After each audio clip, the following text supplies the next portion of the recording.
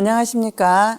2월 4일 토요일 불량한 자의 악행과 거짓이란 주제를 가지고 날마다 주께로 큐티 가이드 시작하겠습니다. 우리가 사용하는 모든 컴퓨터에는 운영체제가 있는데 중앙 제어 장치와 운영체제를 통해 온갖 명령과 연산을 수행합니다. 우리의 마음 또한 이와 같다고 볼 수 있습니다. 우리의 영혼과 정신은 우리의 육신을 제어하며 움직이게 합니다. 그러기에 마음의 죄악은 육신으로 죄를 행하게 합니다. 그리고 끊임없이 하나님께서 미워하시는 온갖 죄의 열매를 맺게 합니다. 오늘 말씀을 통해 하나님께서 미워하고 싫어하는 것이 무엇인지 깨닫는 시간이 되시기를 바랍니다. 1번 문제입니다. 불량하고 악한 자들의 악행은 어떠합니까? 불량하고 악한 자는 구부러진 말을 하고 다니며 눈짓을 하며 발로 뜻을 보이며 손가락질을 하며 그의 마음에 패역을 품으며 항상 악을 꾀하여 다툼을 일으키는 자라. 본문의 불량한 자는 히브리어의 벨리알의 사람이란 의미를 가지고 있으며 신약 성경에서는 벨리알을 사탄이라고 표현하고 있습니다. 불량한 자는 악을 행하는 것, 특히 입으로 악을 행하는 것을 자기의 업으로 삼는 악한 자입니다.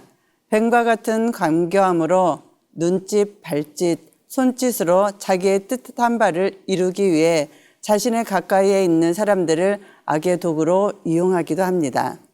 솔로몬은 본문에서 불량하고 악한 자들의 대표적인 특징으로 거짓을 말하고 있는데 거짓은 숨긴다고 숨겨지는 것이 아니라 입으로 표출되고 행동을 통하여 밖으로 드러납니다. 2번입니다. 불량한 자들을 향한 하나님의 심판은 어떠합니까? 그러므로 그의 재앙이 갑자기 내려 당장에 멸망하여 살릴 길이 없으리라. 아멘. 2005년에 파키스탄에 5만여 명에 이르는 사상자를 낸 아주 큰 지진이 일어났습니다. 미처 사람들이 손쓸 틈도 없이 발생한 이 지진으로 인해 도시 전체가 폐허가 되었으며 전체 건물의 80% 이상이 무너져 내리는 대형 참사가 발생했습니다.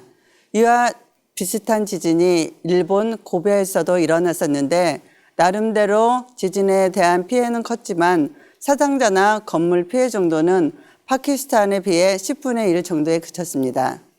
똑같은 정도의 지진이 두 도시를 강타했음에도 전혀 다른 결과가 일어났는데 이는 건물을 지을 때 지진에 대비한 내진 설계로 견고히 지었느냐 그렇지 않느냐의 차이에 있었습니다.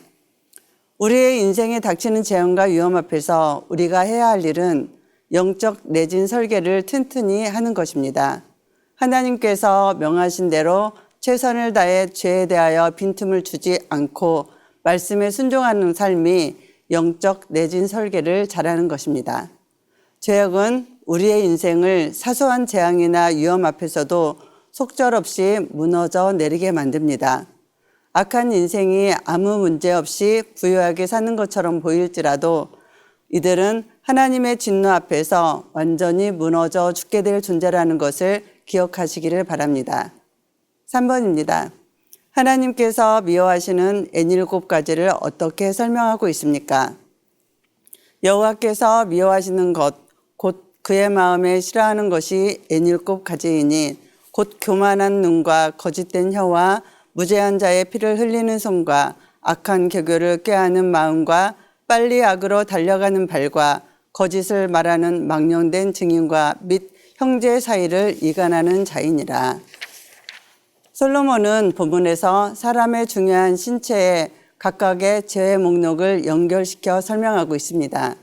각 신체들이 생물학적인 연결로 긴밀하게 연결되어 있는 것과 마찬가지로 죄성과 악한 마음은 사람으로 하여금 죄로 가득한 인생으로 변모시켜 죄의 종이 되게 하기 때문입니다.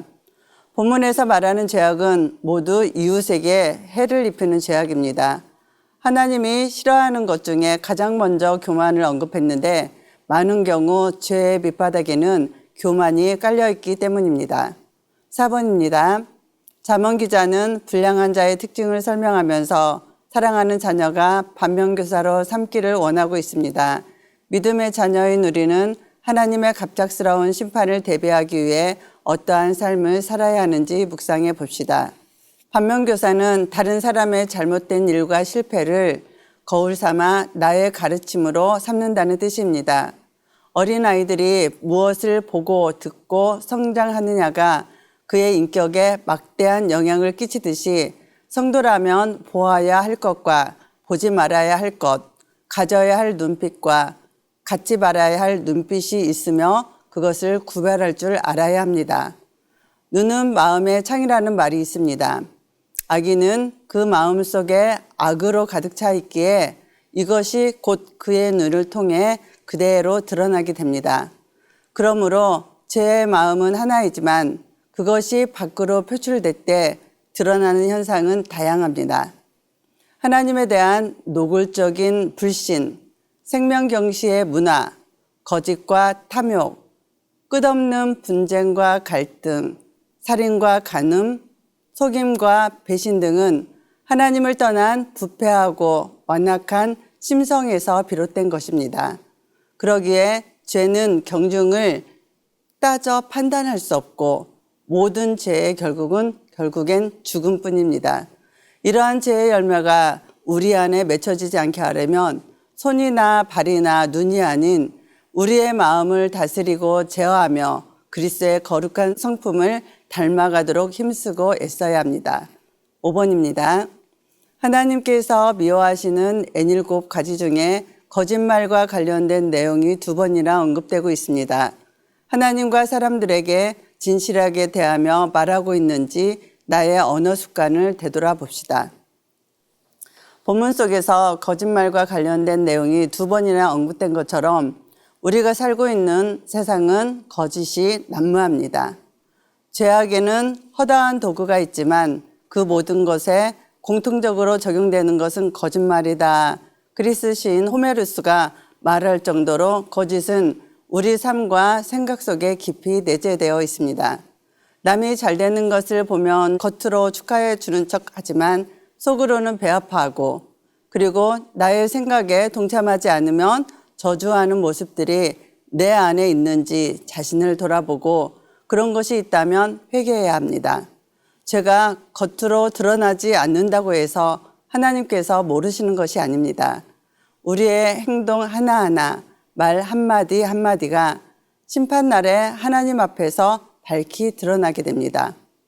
성경에서는 무릇 지킬 만한 것보다 내 마음을 지키라고 하였습니다. 오늘도 겉으로 드러나는 삶뿐만 아니라 우리의 내면이 하나님 앞에서 바른지, 하나님과 바른 관계를 유지하고 있는지를 확인하며 승리하는 하루가 되시기를 주님의 이름으로 축복합니다.